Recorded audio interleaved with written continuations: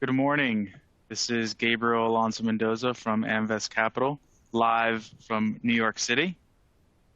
Welcome to the Amvest Capital Inc. live webinar with Variscan Mines. Variscan trades on the ASX as VAR. Real pleasure to have the company on with us today. It's actually close by to one of my grandparents' homes, so we hope you'll enjoy the program. It will also be available in on-demand and replay mode following today's webinar. As always, Q&A is a very important aspect of our webinar, so please submit your questions and we'll ask them on your behalf in real time. You can also share this event with others during the program, and important links to today's slide deck, the company website, and stock pages can be found here. At the end of the webinar, please share your feedback here. Amvest Capital is a New York-based specialist investment management and corporate finance firm focused exclusively on the natural resource sector. As always, this call is for informational purposes only and does not constitute an offer to sell or the solicitation of an offer to sell or buy any security, and should not be relied upon as basis for investment decisions. Presenting today with us is Stuart Dixon, Managing Director and CEO of Variscan Mines Limited. Stuart has significant corporate and commercial experience across the natural resources and financial services sector. Previously, he was Managing Director and Head of Metals and Mining at Cantor Fitzgerald in Europe, in London. And prior to investment banking, Mr. Dixon served in the British Army. Following the formal presentations, members of Amvest Capital will ask questions of management, and we also look forward to any attendee questions you send in. Without further ado, I'll turn it over to Stuart. Stuart, thank you very much for joining us.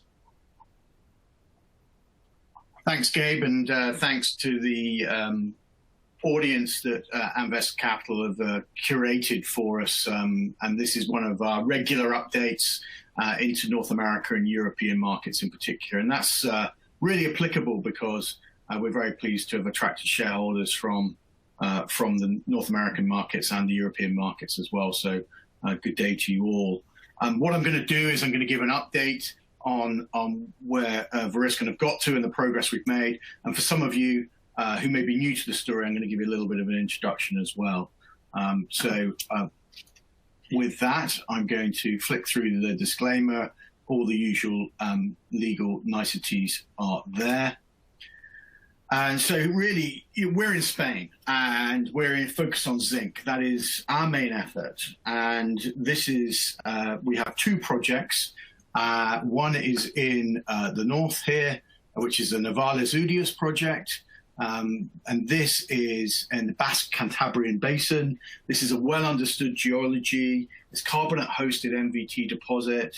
And those types of deposits account for around 25% of zinc deposits globally. So it's something that's well understood. It's a brownfield area with greenfield upside. So again, de-risked in a proven mining jurisdiction.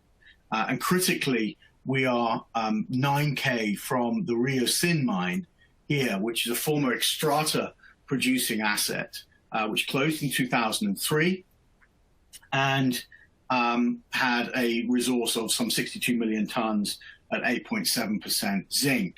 So that's the quality of the neighborhood in which we're operating. We also have a number of inherent advantages with the location of our project, not only being in Spain, and I'll talk a little bit more about Spain in a minute, but 30 minutes from Santander. Santander is the regional capital of Cantabria. It has excellent ports, international airports, road and rail links, as you would expect from a European Union country member. But not only do those great infrastructure aspects mean that the project is extremely amenable to development, it also means we've got routes to market. And here I just draw your attention to the Asturias smelter, the San Juan Smelter, still owned by Glencore, owned and operated by Glencore. And that's one of the world's largest zinc smelters currently taking feed exclusively from outside of Europe. And that's something that I think we would like to change in a small way. And we would like to do that for a number of reasons, because I think it's good for everybody to have Spanish source zinc being processed in Spain and being used in Spain and also exported to European markets at a time when metals are taking increasing attention in European markets. The EU has announced its Green Deal. It's announced its intention to reduce carbon. It's announced its intention to utilize brownfield sites. And it's announced its intention to make supply chains more robust. And so one of the key aspects of that is the European Battery Alliance. And I'm very pleased to say that Variscan has been admitted as a member of the EBA 250. And that's part of a supply chain solution for the European Union, both from raw materials all the way through to electric vehicles and power efficiency in Europe. So we're really pleased to contribute to that, and we see a role for zinc in that. Quick word on our second project, which is the Guajaraz project down in the center of Spain. It's about 100 kilometers south of Madrid. It's a polymetallic zinc-rich deposit. So again, it's a former producing asset with a lot of greenfield upside around it. So we've got two really high-quality assets, de-risked, in the right address with the right enablers. I get asked about Spain every single meeting, webinar, everything that comes out. It really piques interest, because the first thing I get is there really mining in Spain? And the answer is unequivocally yes. It is a thing. It exists, and it is real, and it is valuable. And what I've put here is just trying to put some meat on the bone around how important it is. It's not important in terms of its overall contribution to the Spanish economy, but it is important from those strategic aspects, which I talked about earlier, as the European Union host country or member countries begin to shift their own economies and the alliance's economies towards net zero. And here you can see that Spain has a very rich endowment of base metals. We are, just for orientation, up here, where you see that plethora of blue. The blue are zinc assets that have been identified. And then what you also have is the world-famous Iberian Pyrite Belt, which is here. And you can then see some of the names, tier one investment names that have attracted and invested in Spain. And I just draw your attention to the icon on the left. That's Sandfire Resources, well-known Australian mining company, which has just acquired the assets of the Matsa joint venture, which was a joint venture between Sovereign Wealth Fund Medabla and the trader Trafigura, and then a $1.9 billion deal.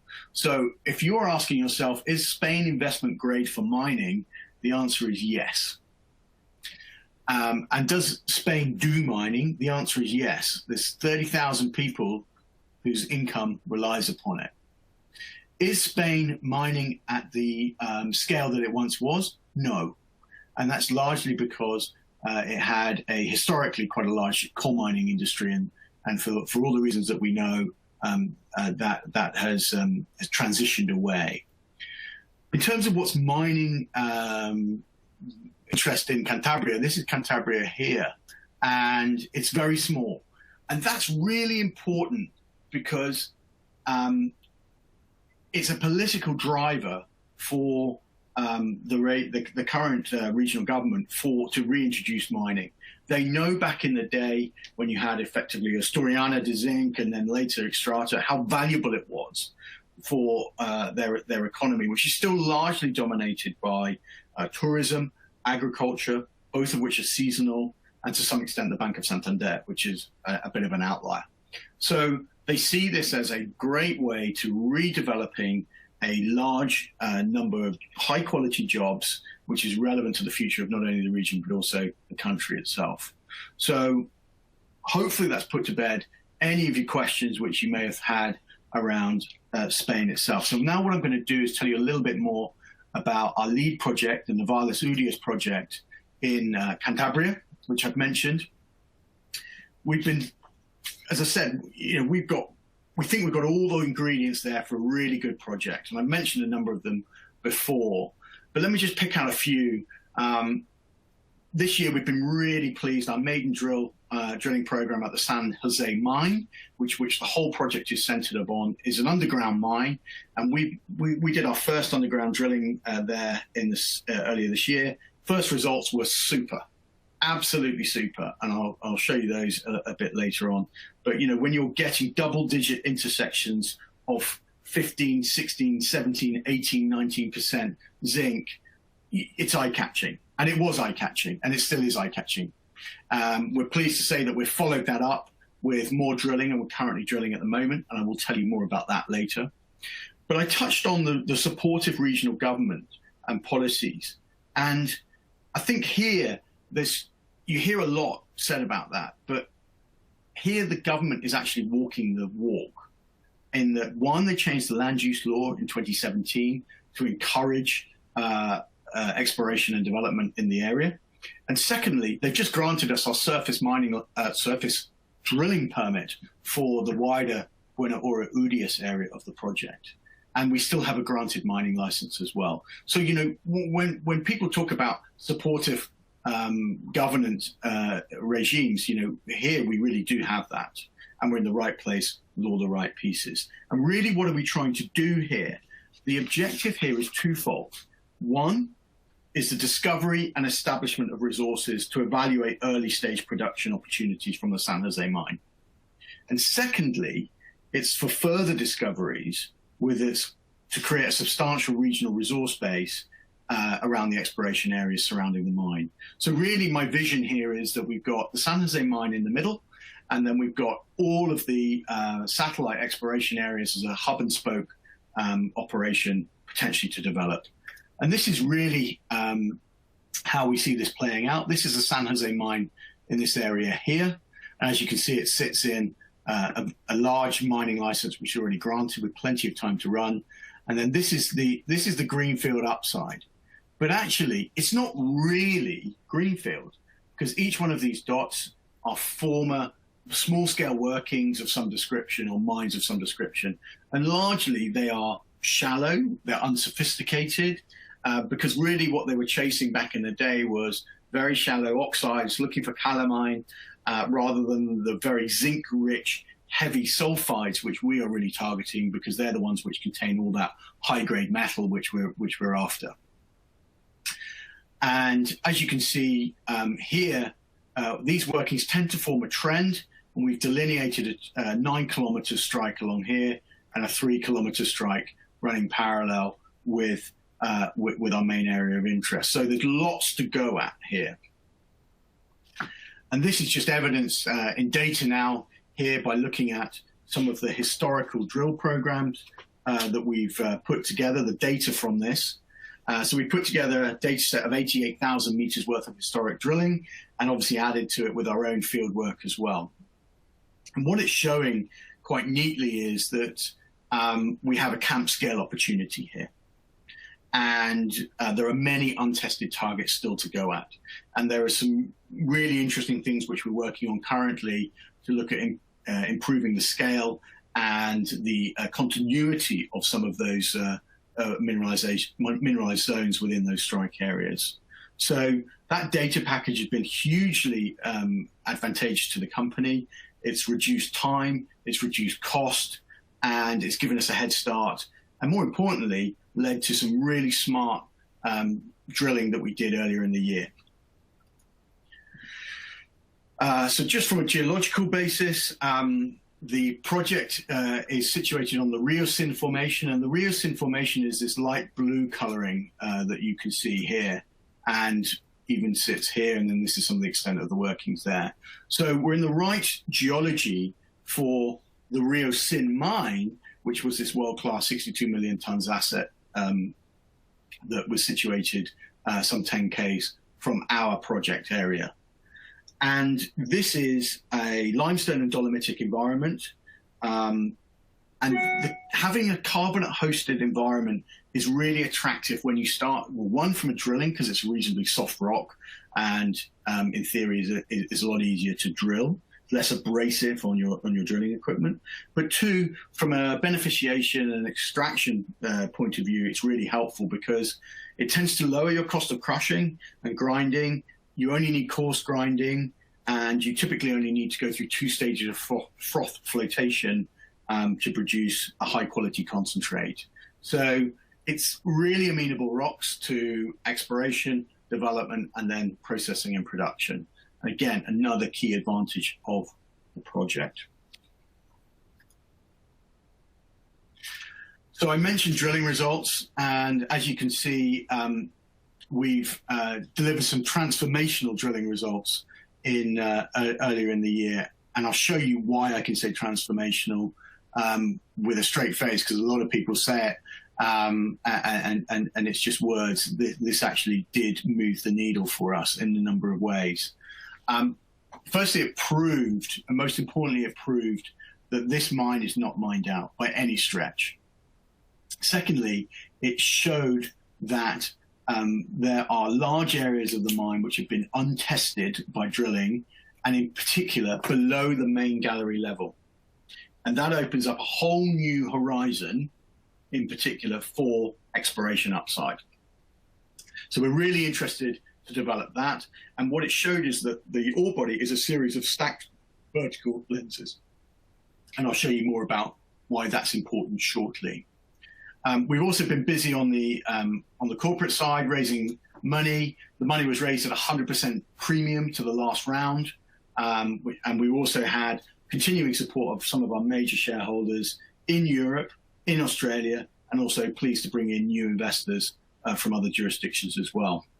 We've also expanded our target base, and we've also improved our knowledge and understanding, the intellectual horsepower, if you like, of the project, with 2 technical advisors appointed, both PhDs, both super experienced, taking a total of 7 PhDs working on this project across many time zones. So huge amounts of intellectual horsepower being applied to this to deliver exploration and development success. And when I say transformational, this is what it did to our share price. So here we had the top gainers in share price in Q2 when we started to release our results. As you can see, we're right up here, only second to Rumble Resources, who had, from a market perspective, actually very comparable drilling results. In some ways, ours were slightly better. But you can see our share price responds directly to exploration and development success, and that's something we intend to continue. But more importantly, it says today there's a value gap, because while the share price did perform very strongly, it has drifted back a little bit. And for me, it presents an upside that is clear and present, and presents a real opportunity for those who want to come into the story as we are today, with drill bits turning, well funded, and I'll show you here what we're looking to do. So here's where a lot of the drilling took place, in this area here, 168 to 177. We then stretched out to La Corocolis, and currently we're infill drilling along here on Corocolis, and we've also identified an area in here called 168. And that's where the current drilling focus is as we speak. We will then move to this area here called La Cassetta, which again, as you can see, we produce some stunning results, 17 meters at 12.5%. So, this really is worth it. And this is currently 400 meters long in strike, and we expect to be able to infill this quite neatly, and more importantly, try and extend this into new zones. And so this is a long section of La Cassetta. As I said, it's about 400 meters. But why have I put this up here? I've really put it up here to show the significance of the lower lens phenomenon. And this is where we had great success of high quality drilling results. So 20 meters at 12%, 12 meters at 9%. These are really good drilling results, but also it's showing we have multiple stacked lenses, and query what's here. This could easily be mineralized, and we'll be testing that. So that's what we're up to currently underground drilling at San Jose. And this notion of multiple stacked lenses is something that we believe is well established in the literature and practical examples. And we take a read across direct from Pine Point. And as you can see here, we've shown their cross section, or long section rather, with ours. And you can see they broadly follow the same trend.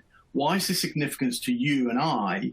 Is because that the scale of that gives an indication to the potential scale for the Novales-Udias project. There's some 80 ore bodies over Pine Point.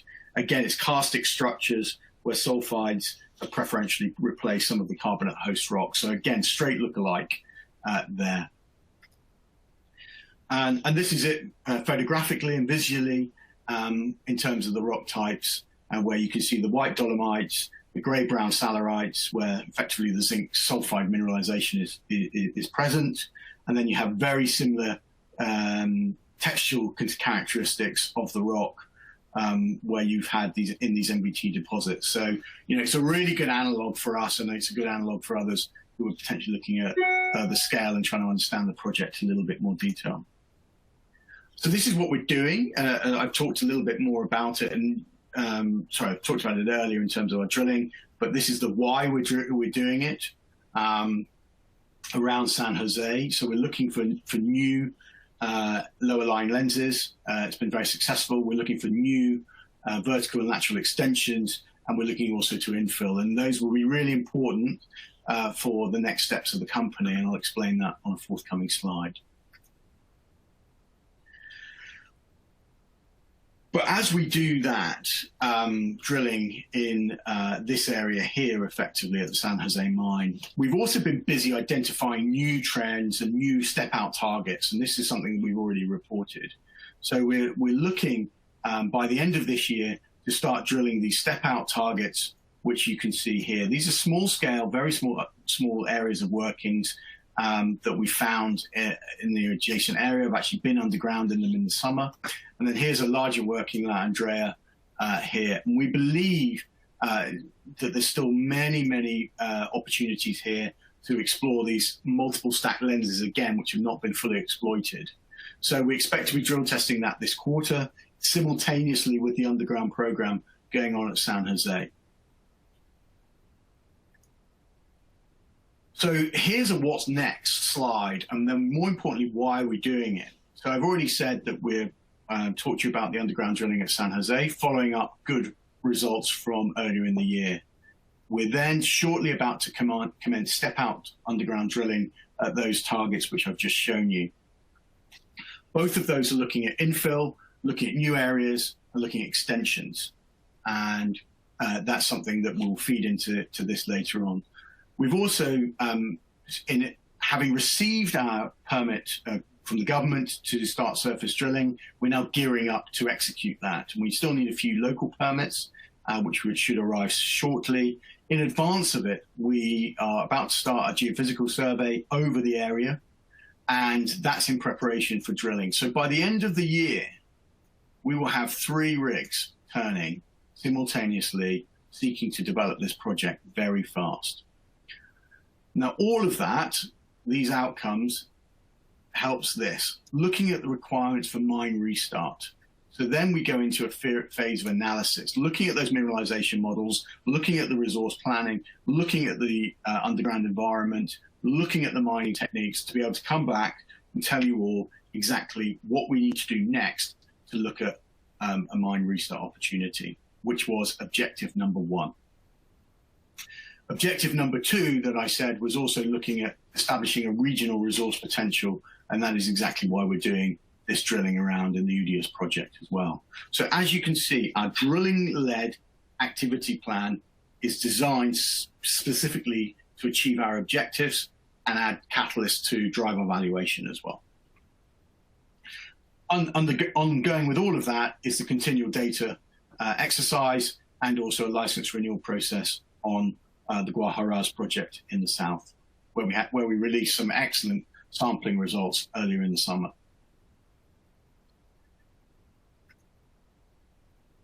I always talk about infrastructure. I talked about it at the beginning of it because infrastructure is what makes projects happen, and typically it can kill projects as well if the infrastructure doesn't support it or the capex is overbearing for the project to wear. And I think this is one of the hallmarks of, again, this project where, because we have all the infrastructure or significant amounts of infrastructure in place, it tends to lower the capex required for a restart. And it also tends to lower the threshold required from a tonnage point of view for a restart opportunity as well. Now, we've got some work going on with that at the moment, quite a lot of number crunching as to what cost advantage is it, how does it lower a capex, what kind of thresholds are then required. But we believe prima facie that this will make the project very cost competitive and improve its capital intensity immeasurably. So again, another advantage of the project. So quick word just on zinc. It's often overlooked as in a metal as importance. It's actually a super important metal. It's the ultimate green metal, since we're talking about a zero carbon environment as COP26 is ongoing. It's 100% recyclable. 60% of all the zinc ever mined is still in production. It's still in use. It's the fourth most used metal globally. And I think you can see now, and this is Wood Mackenzie analysis on the base metal requirements to support an energy transition. And this is zinc here. And you can see that it will need to grow substantially for our commitments to be honored. And I think overall base metal capex are going to need to quadruple to about 2 trillion to achieve the accelerated energy transition that governments are talking about. And zinc plays a key role in that.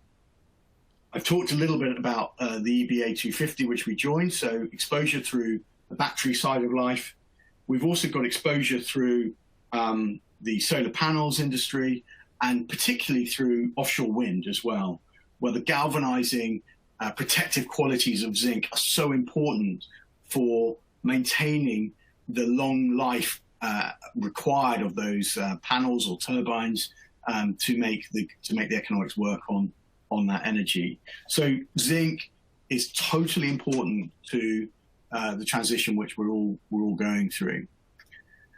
And to some extent that's reflected in the price, but what's also reflected in this price here is energy. The price of energy has led to certain European companies reducing their output. And I think what you can see now or expect now is prices to remain at elevated levels going forward, as the cost of energy does not seem to be waning quickly. And if anything, all indicators suggest that it will maintain it's there. So I think you're at a point where we're trading around 14 years highs. The price environment today is vastly different from the price environment when Novales or San Jose was in production previously. It's 3x higher, and it's even more than when Riocin. It's nearly 4x higher from when Riocin closed in 2003. So we're in a favorable price environment. We expect that, and we also expect continuing supply anxiety, and that's reflected in toll treatment charges from smelters and the prices. You can see it there. So we see, all in all, a lot of positive tailwinds to our project. And on that note, I'd be very happy to have any Q&A that you may have.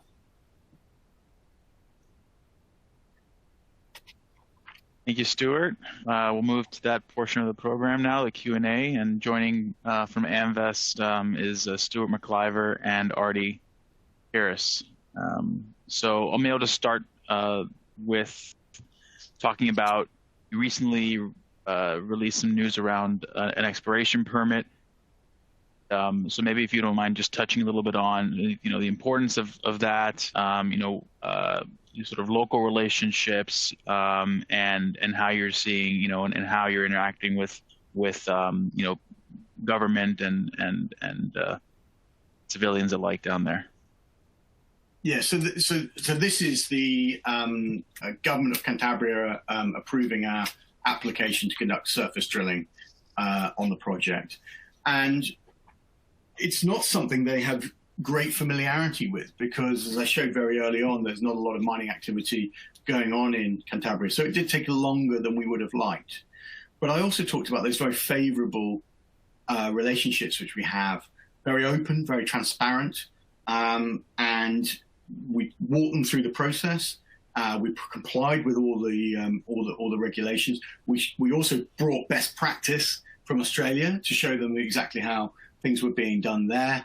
And we went through an iterative process, and predominantly actually one of the key hallmarks of it was getting environmental department approval through it. So again, it went through rigorous scrutiny to make sure we were behaving, or we intend to behave, in exactly the right manner. So again, it's another example of the government walking the walk and working with us, not against us, in terms to bring this project forward. As it relates to your sort of timeline that you highlighted a few slides ago, is this permit sufficient to get you through that timeline? So I'll just pull up the slide. This one here, Gabe, I think you were talking about. So yep. We got the permit around here, and then what we're doing is allowing this period of time for some local permits, which we need. You know, the actividad licencias that you need from the municipalities. Again, very good relationships with the mayors of the municipalities in which we operate. So yeah, the answer is yes. The permit will do it. Will be augmented by the local ones, and then we'll be off drilling here by the end of the year into Q1. And so that surface drilling, what do you expect? So what's like a successful achievement of that drilling? What's the purpose of the surface drilling, given this is most likely going to be an underground? So if you recall when I said what are our two objectives of the company, one is to look at a restart opportunity around in the area, and the second one is to define a reasonably significant resource. And this is exactly what we're expecting here, discovery potential. In and around those areas that I mentioned right from the get-go, I'll just show you here. It's going to be focused in this area here. And we believe that has huge discovery potential because they're small-scale workings. And so the idea, if you remember what I said, is here's San Jose, and, you know, we could be looking at hub and spokes from there for a central processing plant. And so, you know, this is all easily connected by roads, as you know the area yourself. So that drilling is really important because that's potentially where big resources could be. It's also where additional mine could take place or be justified, and certainly feed for a centralized processing unit if we were to go down that road. So, and we believe, as I've shown you, that this area is continuous in terms of mineralization, so there's no reason why we shouldn't have exploration success down there. In terms of the news that we're expecting here, what sort of, you know, everyone in the industry's had troubles and bottlenecks with results from the labs, and I assume this is you're no different. In terms of like your backlog, what does that look like? What can the market expect coming, in terms of timing of news? So look, we're, from the program that we've set out here to show everyone, you can see a hell of a lot of news arriving from here. So, we'll have drilling results coming all the way through here, again through here, and you can see it just keeps coming and coming and coming. So you'll get a flow of drilling results. There is a backlog at the labs. That's a global issue. Every management team has the same issue. In fact, drill rig availability, cost of consumables, availability of consumables, that it's affecting all of us. But what is clear is that we've now got the program, we've got the equipment, we've got the rigs, and we've got a very good relationship with ALS, who do our work in Spain and Ireland for us. And, we're also developing other relationships as well. So we're doing everything we can to mitigate the delays and the frictions which, we have and every other business does. It's a tough business to manage multi-disciplines and operations at the same time. So, but I'm really excited about the news that program that I set out there can deliver all the way through for the next 4 months and beyond. Great. I'll turn it over to Stu now. Yep, thanks for the update, Stu. So if you touch on, you had a truckload of historical information found on site that you kind of digitized. Like how do you find the quality of that information, and to help expand your knowledge of the project? Well, I think it's definitely been a head start. The quality is variable. It always is when you're looking at historical information. But the fact it was done by Asturiana and then by Xstrata effectively meant that overall the quality is decent, and we've been able to ground truth quite a lot of it already, which you would expect. And that's now going through 3D modeling. I was on a call yesterday to improve the surveying and understanding of the underground environment, and also the modeling of the mineralization, which we've got from historical sources and also our own drilling. So, it definitely helped. It's hugely valuable, but it's not something you can rely on solely. Understood. And then when would you expect that kind of 3D modeling you mentioned to be completed? Constantly, or is it like you never know? I'm laughing because it's always evolving.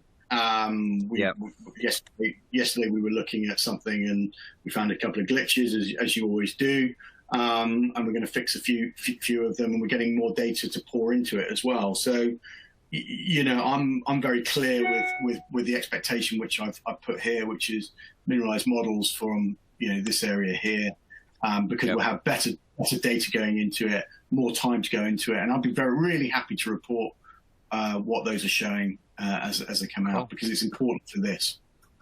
Yeah, definitely. And then the infrastructure you had at site, if you could just touch on like the quality of what good standing it was left in.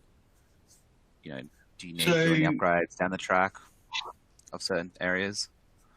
Yeah, so we spent money on, and this is a little bit out of date now, this drone shot, and we'll get some more made. But we've, the bare bones were in place, and we've invested in putting in a really smart office and core shack here and a core logging area here. All this has been graded. This is the old concentrator, and there's a bit of a discussion about what goes on with that. Is it there for archaeological industrial heritage, or do we knock it down and put something else in place? But those are just kind of normal things that you have in the community. We've certainly invested there. It's a fully functional field site, and I would say probably one of the best that I've seen, given the geography. It's just perfect, really. So I think all up we spent less than 20,000 euros on infrastructure upgrades, and that's all we need. Awesome, that's good. So Sandfire's that recent acquisition helped kind of put Spain back on the map globally for mining. If you could touch on any comments and what you've been hearing in country about that deal, or any thoughts you have on it. I think it's a great deal. It's I would have loved to have bought the assets ourselves. It was a big price, 1.8 billion or something like that. Yeah, a little big for us to digest. But those are quality assets. I know people who've been to site, and you can eat your breakfast off any surface underground. It's just that impressive. And I think that's important because it shows that really clean, digitally enabled mining can take place in Spain, and it is taking place in Spain. And so this, right at the forefront, high quality operations is entirely possible because it is being done now. And so for me, it's a great hallmark. It's a great deal for Sandfire. Commend them on it. I can understand why the two others wanted to exit, but it's great for everybody. Yeah. And then I guess leads into kind of community engagement that you're doing with Variscan in the area, keeping people involved, not only of what you're up to, but, job opportunities or, teaching, learning, training, etc. Yeah, absolutely. So we have a local first procurement policy. So the electrician, he comes from Novales. When he comes out, all of our suppliers are within concentric rings away from the project site. We don't just rush off to Santander for everything that we need. We try and change it. And also we get that massive buy-in because we stop, I was there not so long ago and, you're having a coffee and the mayor walks in. Oh, hi, mate. Great to see you. Sit down. You bought my lunch. We just have those really open and positive relationships because you can see that we're advertising for roles. All of our lower skilled labor comes from the area. We've advertised. We just hired more geologists, 2 more geologists from Cantabria as well. So we are genuinely investing in that community. And most people's families have been involved in mining only but 1 or 2 generations ago. So this runs deep and it runs in the blood. So people generally are really on site. Nice. And then metallurgy. So what do you know from historical metallurgy and what do you have planned going forward to get a better understanding of it? So I think, we know the old flow charts. We know the processing circuits. We know exactly what they did there. We know they produced a concentrate above 50% regularly for sale. So we know that this rock is amenable to processing, and we know it's amenable to can produce a product for sale in a lower price environment and a lower technology environment. So I would expect when we start to look at it in real earnest that our recovery should increase because of technology advances like DMS and things like that. And also our price is that much more elevated. So in terms of when are we going to start pressing the buttons, I've already had conversations with met testing groups. And I think really that, if I was to follow this timeline out, I think, we'd probably be talking off the edge of the screen when the met guys start to come in. Because that will then start to look at, what happens next. Yep. Makes sense. And then just one last question for me before I pass to Artie. So on the green aspects slide, where is it here? I'll push it. On the solar energy, where in that is zinc used? Well, straight off the bat, it's here. On the frames. So just for galvanizing the frames and everything. Galvanizing the frames. All of these things, as you can see, sit on structures. So, there's a hell of a lot to put these in, and you've seen solar fields; they're enormous. Sure. Yeah. Very good. Well, thanks for that. I'll pass to Artie. Thank you. When we look at your current infrastructure and the deposit type, what kind of daily mill throughput you should target for? We're not targeting a number at the moment. We've got that analysis to do. Mm-hmm. Okay. And when you mentioned that historically they targeted the shallow oxide ore, do you know their grades, how stable they were? So I can tell you the grades that they had at San Jose, and not the grades that they had for the wider area. So we know the head grade at San Jose was 7, and for the oxides here, I don't know. And in San Jose, it was the same type of ore type? No, this is mainly salarite sulfides. Got it. And you mentioned the La Cassetta Discovery, and you guys chased it for 400 meters. What led to it? Well, this is the main gallery here, this brown feature, and we started to look around the mine and saw all the drilling was going up. Every single piece of drilling was going up, and we couldn't understand why nobody had drilled down. And so we said, okay, well, let's try it. And so it was when I use the word discovery, it was a discovery because it hadn't been done, and we discovered mineralization. So it was just a case of testing why someone had not done it. And using good data, we could identify where the gap was, and that was the blatantly obvious gap. We could have been wrong, but we were right. Mm-hmm. Maybe they didn't want to go deeper in terms of cost. Well, we can surmise as to why, but I think when I speak with people, they feel they didn't need to because they were getting all this high grade, super easy. They just took some of the easiest, obvious, low-hanging fruit, and they probably didn't know how to deal with water issues, which may or may not occur as you go deeper. And so, typically they've just gone, oh, well, that's easy. Let's just mine the easy bit. Mm-hmm. In terms of structural mapping in the project area, I read that you guys completed some recently. How easy to chase those signals? I assume you guys doing some geophysics. So if you're talking about underground, we did underground structural mapping. We produced a report on that in the last quarter. That was done in the classical way of an underground environment. On surface, in terms of looking at structures, as I said, a geophysical survey will be being done imminently. So we're in the process of just finalising that. I've signposted that for some time that we're going to do geophysics over the Buena Hora area, the Udias area, ahead of that surface drilling campaign, and we expect that to throw up a lot of knowledge as to how those structures, what structures we're chasing. We've already delineated, we think, 50 drill targets over that area, and the geophys is a confirmed check, and also hopefully we'll throw up a few positive surprises of things we perhaps overlooked, and we can add to that. Mm-hmm. And the current underground drilling is targeting the outcomes from the structural mapping?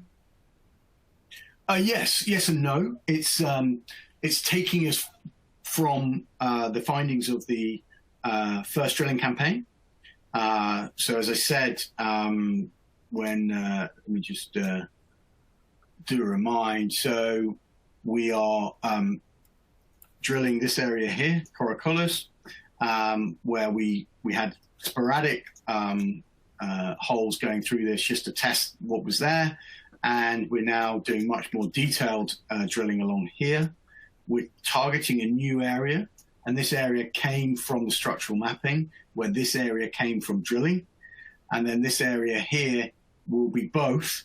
So you can see here, this is the, get my buttons right. These are the targets which came out of the structural mapping. And as you can see, this is La Cassetta here. No, it's not. That's La Cassetta. And as you can see, the structural mapping showed us targets which would potentially exist off the back of that as well. So we're very much combining our own data with structural mapping, historical data, trying to build a picture and target generating that way. And that's how that's come about. Mm-hmm. Yeah, sounds like a solid target to me. Thank you. Gabe? Okay, you're welcome.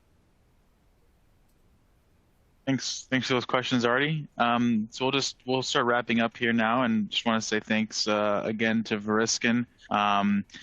We value all attendee feedback, and goes straight to the company, and they of course value it as well. So please remember to submit that here. And the on-demand portion of the replay will be available in about an hour via the same link you used to join today's webinar. We hope you'll join us again for future webinars, and a full calendar of all of our upcoming webinars, as well as a library of the replays, and to register for anything else is at amvestcapital.com/webinars. So thank you again. Thank you, Stuart. Thank you, Variscan. And until we see each other again.